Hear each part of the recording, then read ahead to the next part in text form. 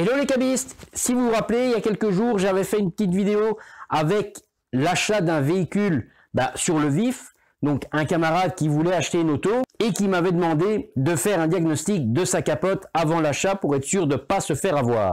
Eh bien, vous imaginez la suite, il l'a acheté. Allez, on va regarder ça ensemble juste après.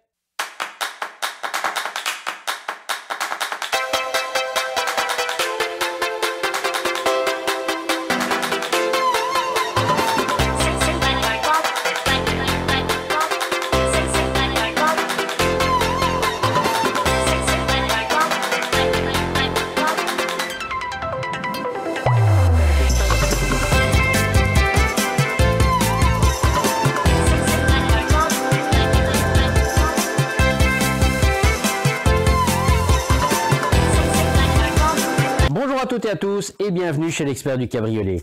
Il y a peu, j'avais mis une vidéo en ligne concernant l'achat de voitures d'occasion. Et j'avais un camarade qui, justement, voulait acheter un cabriolet, une VW New Beetle. Ça faisait un moment qu'il lorgnait sur cette voiture.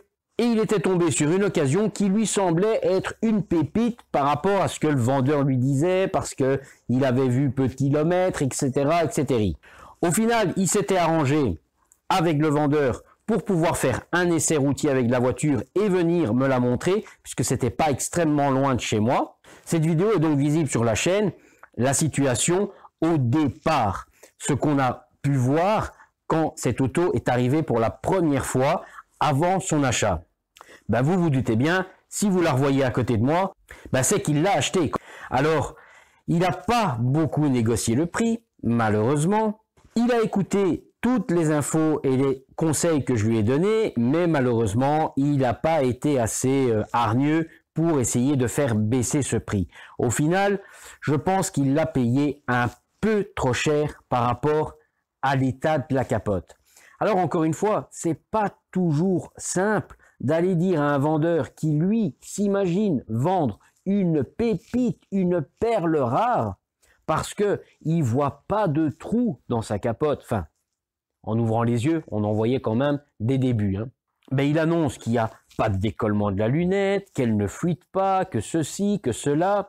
Alors oui, aujourd'hui, sur des véhicules modernes, pour qu'il pleuve dans la voiture, il faut vraiment qu'il y ait un trou, mais un méchant trou, parce que entre la toile de capote, l'isolant acoustique, le ciel de toit, les différents guidages d'armature, etc., c'est plutôt rare qu'on ait une entrée d'eau directe du plafond dans l'habitacle. Il peut y en avoir et vous en rendez même pas compte parce que ça passe au travers de la toile et ça vient imprégner l'isolant acoustique, les doublures, les ciels de toit, etc.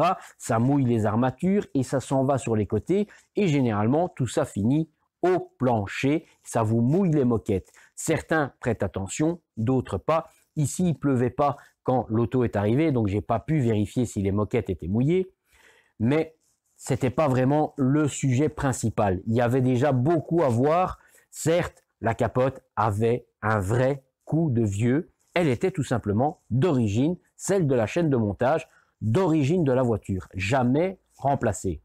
Alors oui, quelque part, pour son âge, elle était correcte, mais elle présentait quand même beaucoup de petites anomalies qui, à terme, vont engendrer un remplacement de capote. Et comme je dis, ça peut arriver demain, comme dans un mois ou dans un an. Ça, je ne peux pas le prédire. Ça va être à prendre en ligne de compte par rapport à sa nouvelle utilisation, son environnement de vie maintenant. Est-ce qu'elle va dormir au garage ou pas? Est-ce qu'elle va être utilisée tous les jours ou pas? Est-ce qu'on va manipuler la capote de manière intensive ou pas? Si on ouvre une fois par jour et qu'on referme une fois par jour, il n'y a pas de grosse utilisation. Mais à l'inverse, si vous ouvrez et fermez toutes les 5 minutes, vous allez la détruire extrêmement vite, vu son âge et vu son état. Après, évidemment, chose très importante, le rythme de l'entretien. Bon, là, je ne doute pas qu'elle sera entretenue en temps et en heure, parce qu'elle va venir ici, ce sera pour ma pomme. C'est pas que j'aime pas faire les entretiens, mais bon, vous savez toujours comment ça se passe quand c'est un camarade, c'est toujours un petit peu plus compliqué d'aller expliquer qu'il y a un gros problème ou qu'il y a potentiellement de gros frais. Bon, on voit sur cette vidéo précédente tout ce qui n'allait pas vraiment sur cette toile de capote. Alors, effectivement, l'auto en elle-même, elle en valait, je vais dire, la peine, parce que mécaniquement, elle n'a pas beaucoup de kilomètres, carrosserie, elle est plutôt correcte. Il y a des petits coups par-ci par-là, mais c'est une auto de ville, c'est une auto qui a fait beaucoup de villes, donc forcément, des petits coups de portière, des petits coups de pare-choc, des petits accros, elle en a un peu partout, mais elle n'est pas rouillée. Une grande partie de la voiture est en plastique, pour ceux qui ne savent pas. Les 4 ailes, les 2 pare-chocs, à part le capot avant, le couvercle de coffre, les portières, une grande majorité de la caisse est en plastique. L'avantage, c'est que ça ne rouille pas. Mais les éclats de peinture, forcément, ça se voit quand même. Le point sur ces voitures-là à garder vraiment à l'œil, c'est la capote. La toile de capote en elle-même, on est sur une génération de cabriolets modernes avec des vitres verres collées sur la toile. Ces capotes ont un fonctionnement avec une multitude de capteurs, de contacts, de ci, de là. Donc tout ça peut tomber en panne. La voiture, elle a déjà un certain âge, elle a une quinzaine d'années. Donc forcément, il y a du vieillissement qui s'est installé dans tout ça. Et ça peut tomber en panne par-ci par-là. La preuve, au moment où il a été faire l'essai de cette voiture, quand elle est arrivée à l'atelier, il y avait un témoin qui venait de s'allumer et en roulant, on avait une sonnerie comme quoi il y avait un problème avec la capote. Bon, ça, heureusement pour lui, ce n'était qu'un capteur de défaillant, tout simplement avec le temps, ce capteur a rendu l'âme. Ça, c'était pas bien grave. Le vrai sujet qui pique, c'est la capote. Effectivement, moi je lui avais conseillé, effectivement, s'il prenait l'auto, c'était d'essayer de baisser son prix suffisamment pour y mettre une nouvelle capote. Malheureusement, il n'a pas vraiment fait le négociateur. Résultat, il n'a pas baissé de grand-chose. Donc, pour lui, il n'avait plus le budget dans l'immédiat de mettre une nouvelle capote. J'ai dû donc sauver ce qui était dessus, c'est-à-dire réparer les différents éléments de la toile qui commençaient déjà à se déchirer, réparer le fameux capteur qui indiquait un problème de fonctionnement, nettoyer cette capote, mais vraiment en long, en large, en diagonale, parce que là, mine de rien, il y avait des heures. On n'aurait pas dit comme ça, mais j'ai passé un paquet d'heures. Il y a eu 2 traitements spécifiques. Un n'a pas suffi. J'ai dû passer 2 fois le traitement spécifique. J'ai dû faire un pré-savonnage et 2 savonnages de la capote. Donc, c'était quand même un gros boulot de remise à niveau. Après, il y a eu forcément les réparations au niveau des divers endroits sur l'arrière de la capote partie basse. Et maintenant, une fois que tout ça est terminé, son auto, elle a enfin un peu de gueule. Ça ressemble de nouveau à une capote, on va dire presque à niveau. Certes, on voit son âge, certes, il y a des cicatrices visibles dues aux réparations au niveau des déchirures, où la toile était vraiment déjà fort endommagée. Mais bon, elle a de nouveau une protection imperméabilisante, elle est de nouveau belle et propre. Enfin bon, je l'ai juste remis dans l'état où elle aurait toujours dû être. Allez, on va jeter un petit coup d'œil et on va voir son rendu fini. Voilà donc notre fameuse New Beetle. Alors, c'est vrai que comme ça, à 2-3 mètres de distance, elle est pas moche, hein, la capote. On voit légèrement les lignes en étant comme ça à quelques mètres. On est à 3 mètres un bon 3 mètres de distance. On voit les différentes lignes d'usure, mais c'est vrai que maintenant elle a été nettoyée. Donc on n'a plus ce visuel qui était très grisonnant, très sale, très marqué. Mais voilà, elle choque pas. Sauf que la toile est déjà bien entamée. Alors oui, là au visuel, on ne peut rien faire. Les lignes d'usure comme sont là, au niveau du bas de la vitre, au niveau du haut de vitre, sur les 2 coins supérieurs à l'arrondi, là où j'ai mon doigt, tout ça, sur les parties hautes, on a les zones de pli. Ça, c'est l'usure. C'est la toile qui est marquée par le pliage et l'usure. À force d'ouvrir, de fermer, d'ouvrir, de fermer, le tissu frotte et on a ces lignes qui apparaissent. C'est comme les lignes qu'on a sur un pantalon, au niveau des genoux, au niveau de la poche arrière, si on y met son portefeuille, ça marque et ça finit par déchirer. C'est exactement ça qui va arriver à long terme. C'est ce qui était en train d'arriver sur les parties basses, où on a 2 petites zones ici qui brillent un petit peu, parce que voilà, je viens de finir les réparations, donc là ça brille encore momentanément. Ces réparations deviendront mates dans le futur. dès qu'il y aura eu 2-3 pluies dessus ou un petit lavage ou un petit frottement, ben ça va s'estomper. Cet effet brillant, c'est le produit qui me permet de lisser la pâte spécifique. Donc voilà, maintenant on a retrouvé une lunette propre. Alors certes, si on se rappelle, c'était très très vert sur le pourtour. On avait, vous voyez, si on regarde bien, maintenant qu'elle est propre, on peut constater qu'on a des zones ici. Le collage, il n'est pas régulier. On a une bande qui fait un gros centimètre, presque 1,5 cm. Ici, elle se réduit très très fortement. On est à 5-6 mm et hop, elle se réélargit. C'est que la partie interne est déjà en train de se détacher, aussi bien côté intérieur que côté extérieur. En fait, en passant sa main, on le sent très très bien, hein. Même beaucoup plus ici dans le virage que sur les parties bords. En ligne droite, dans l'arrondi ici, on sent vraiment le bord de la capote qui bique, mais vraiment, vraiment fort. On a vraiment la capote qui devrait être normalement bien droite. Et bien là, elle est vraiment crollée vers le haut. Donc c'est vraiment des signes que les coins sont très, très proches de la fin. Ici, un petit peu moins, mais aussi. Si on regarde, on voit cette ligne, on la voit bien, hein. Vous voyez, on a une bande ici visible. Ah, c'est un gros centimètre, 1,5 cm. Et là, on voit ça diminue et hop, ça reprend. Donc, c'est vraiment cette zone-là. C'est là où ça force le plus quand on décapote. Toute la force se met sur le bas de la vitre au moment de la baisser. Et au moment de la remonter, ça demande un effort sur le haut. Mais ce qui est le plus sollicité, c'est vraiment la partie basse. Les décollements sur ces lunettes-là démarrent presque toujours du bas. Après, quand on a en plus du décollement du haut, c'est que ça a pu se propager du bas et remonter vers le haut. Donc maintenant, c'est vrai que si on la regarde, on n'a plus ces reflets brun, terre, vert, mer, air. Voilà, on a un visuel maintenant, on a retrouvé quelque chose de joli, de propre, de net. On a les traces d'usure, hein. Ça c'est des traces d'usure, ça ne partira jamais. Ça c'est le pliage du tissu qui a marqué. La trame a changé, on a retrouvé une toile propre, belle, nette. Alors oui, maintenant on a quelque chose de joli. Avec son âge, hein, la capote n'est pas neuve, c'est pas une nouvelle capote. On peut regarder aussi derrière les petits rebords, si on regarde bien, maintenant c'est bien propre. On se rappelait, c'était tout terreux, tout verdâtre. Maintenant, tout ça est bien nettoyé. Si on fait notre test de la goutte d'eau aujourd'hui, on aura un résultat qui est normal. On va avoir une goutte qui perle. Donc voilà, si je mets ma goutte d'eau, là, où on a pu voir, elle a vraiment glissé. Celle qui a resté, elle est bien perlante.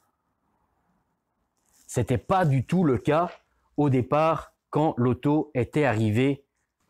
Donc au niveau des dégâts qu'on avait sur les deux custodes gauche et droite, de ce côté-ci on en avait deux, on avait vraiment, on en avait même trois. Celui-ci, j'ai pas su faire grand-chose, j'ai juste coupé les fils à ras, mais si on regarde bien, il y a une couture. Donc là, je peux pas trop aller chipoter, aller couper quoi que ce soit, parce que sinon, tout va lâcher et on va avoir la toile qui va se défaire de partout. Donc là, malheureusement, il faut tenir à l'œil et ne pas trop y chipoter. Ici, on avait une très grande entaille. Elle faisait 4-5 cm de long sur 5-6 mm de large. C'était déjà assez imposant. Donc là, j'ai dû réparer par un élément interne et faire un remplissage du trou par une pâte spécifique. Sauf que cette pâte, là pour la lisser, elle a un aspect brillant pour le moment qui va se matir avec le temps et qui deviendra totalement mat. C'est une pâte spécifique pour les tissus qui va rester malléable, qui va rester souple, mais qui sèche. En fait, là maintenant je peux toucher, c'est propre. Mon doigt ne devient pas noir, sale ou cocasse. Ça va rester un peu comme un chewing-gum. Ça va rester toujours mou, ça suivra les mouvements de la toile. Mais forcément, si la toile se redéchire ailleurs ou plus loin, ça n'aura plus d'intérêt, il faudra en remettre ailleurs. La même chose sur la partie d'en bas ici, mais là on avait un dégât qui était beaucoup plus important. Là on avait déjà 7 à 8 cm de longueur et qui partait en s'évasant, donc on avait 4-5 mm au départ et on se retrouvait à avoir 1,5 cm d'ouverture. Et là, on voyait pratiquement à travers la toile du fond. La dernière épaisseur de toile, c'est en fait la couche interne. Si on perçait cette toile-là, on est dans la voiture. Donc là, gros dégâts. Là, c'était le trou qui était pratiquement visible. Et on avait la même chose à l'autre extrémité. De ce côté-ci, on avait la même chose en moins long, mais en beaucoup plus large. Ici, on avait plus d'1,5 cm, presque 2 cm de largeur au niveau du dégât. Et il était plus court. On avait 5 à 6 cm de longueur, mais beaucoup plus large. Donc là, on a aussi une réparation. Alors, certes, c'est visible, mais c'est la seule vraie solution pour retrouver quelque chose qui va rester souple, qui va suivre les mouvements, parce que si on veut aller coller des éléments de toile par-dessus, des réparations cousues ici et là, on va faire pire que mieux, parce qu'on n'oublie pas, c'est une capote qui a déjà un certain âge. La toile est déjà devenue très fragile. Elle est à moitié pourrie dans son épaisseur. Si on vient piquer, trouer ou endommager la toile, ça va être la pré-déchirée et on va se créer plus de problèmes qu'autre chose. Dans des capotes comme ça, il faut vraiment travailler en gardant en tête, en gardant bien à l'esprit qu'on a une capote qui est déjà très vieille, qui a déjà beaucoup de séquelles et qui doit être vraiment manipulée avec grande précaution. Y faire le moins de manipulation agressive dessus pour qu'elle puisse tenir, que ce qu'on répare ne relâche pas ou ne casse pas un peu plus loin.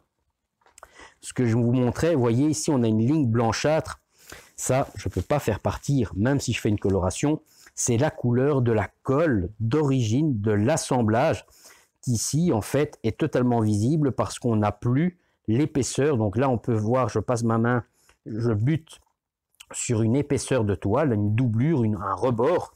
Ici, il n'y en a plus, c'est totalement aplani parce que la toile s'est étirée complètement et on n'a plus cette nervure. Donc ça montre bien que la capote, elle est déjà en train de tirer, de rétrécir énormément. Mais bon, voilà, on a un résultat qui est quand même récupérable, avec les conséquences et les séquelles que ça pourra apporter dans le futur. Je précise bien parce que une capote comme ici, oui, maintenant le vendeur la verrait, il se dit « Ah ben vous voyez, ma capote, elle est franchement belle, elle est nickel, vous avez juste fait un petit coup de lavage. » Oui, un petit coup de lavage, eh ben il fallait qu'il vienne le faire avec moi. Alors il aurait vu que c'était pas juste un petit coup de lavage. Mais bon voilà, on a retrouvé quelque chose de correct, de propre. Maintenant, ça tiendra combien de temps dans la durée? Point d'interrogation. Eh bien voilà, on peut constater qu'effectivement, la capote, aujourd'hui, elle a retrouvé un beau visuel. Mais le visuel, ça ne fait pas tout. La toile, elle a beau être belle de l'extérieur, propre, plus de traces de verdure, plus de traces brunâtres, plus d'auréoles, de zones grisonnantes, on a un beau noir. Je précise que là, j'ai pas fait de recoloration.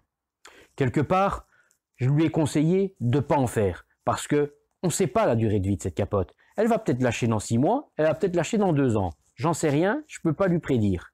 Donc, je lui ai dit, on la lave bien, et une fois qu'elle sera propre, tu me dis si on fait ou pas la coloration. Et quand il l'a vue, il a dit, on laisse comme ça, elle est bien noire, elle est bien belle, il n'y a pas de raison réelle de refaire une recoloration, mis à part de dépenser un peu plus d'argent.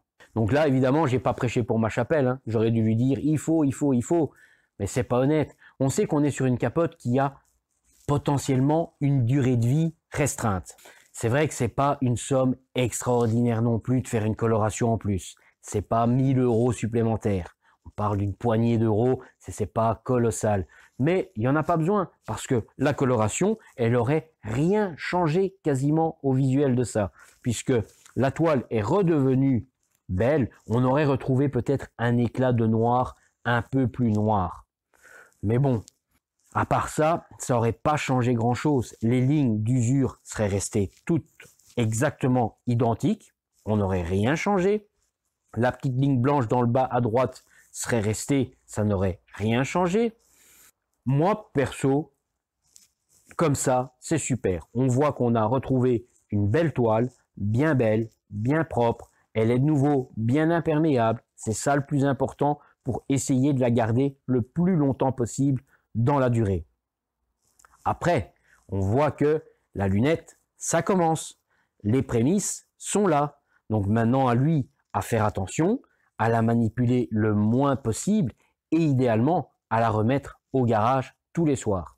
Ça, ce sont des petits gestes qui permettront d'essayer de ralentir ce problème qui, à un moment donné, sera inévitable parce que les séquelles, le vieillissement de la toile, j'insiste vraiment sur ça parce que c'est vraiment irréversible.